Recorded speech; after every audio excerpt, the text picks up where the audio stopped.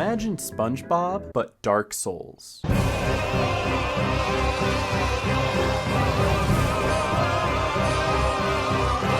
Okay, maybe not exactly, but it's better than the last one. Spongebob the Cosmic Shake is like if you had a good cake called Battle for Bikini Bottom, and you didn't just add some frosting. Oh no, no, no, no. You remade it into an entire gourmet cheesecake.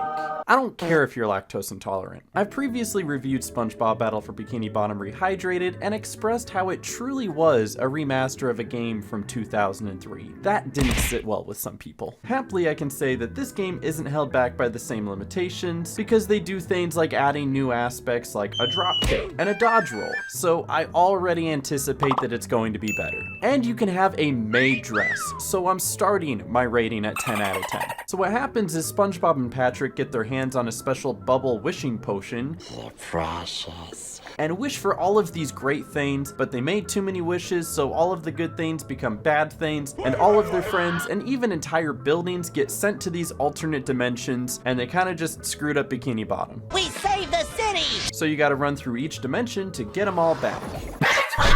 But gone is the tediousness of collectathons needing to do 5 extra side activities in every single level sequence to unlock the next one. Instead, we're given an objective-based storyline where there's little stories built into the bigger story and waypoints to direct you like it's GTA 5. There's such variety in everything the game has to offer. Like, you gotta fight bad guys, get your seahorse license, beat Sandy in a chugging contest, recover a tooth for a miner, and stop a train heist.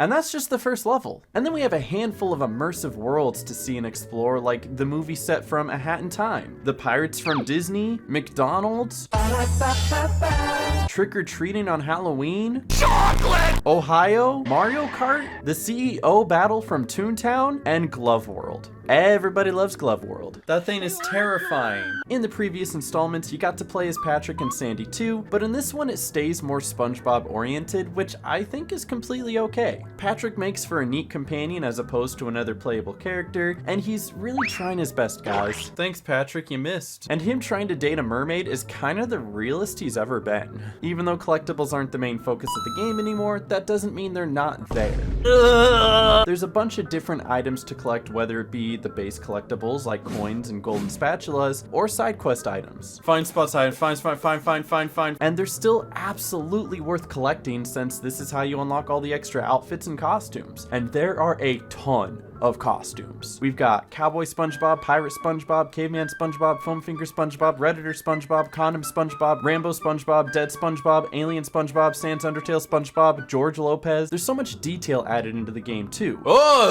Whether it's just the small little interactions you have with the NPCs, or the countless, and I mean countless, callbacks to the show. I can't feel my leg! He said the thing! Guys, he said the thing! Also, back when Bikini Bottom Rehydrated was in production, the team brought in a speedrunner to help fine-tune the movement, and I feel like a similar idea was in mind when making the levels in this game. There's so many moments where I see the way I'm supposed to do something, and then I see a funny tiki setup or a tight jump to make things a little bit quicker. And there's no way this isn't on purpose. But there is so much that this game does right. The gameplay is as smooth as butter, the checkpoints are as generous as Mr. Beast, and the incorporated trophy list in the start menu makes completion easy to keep up with. Not to mention, they brought back the original cast of the show for the game. Thank God for no more off-brand Mr. Krabs. They were laughing at you and calling you funny names. There were some moments where the audio was kind of funny and the music would stop, play twice, or there'd be no sound effects at all. Uh-oh.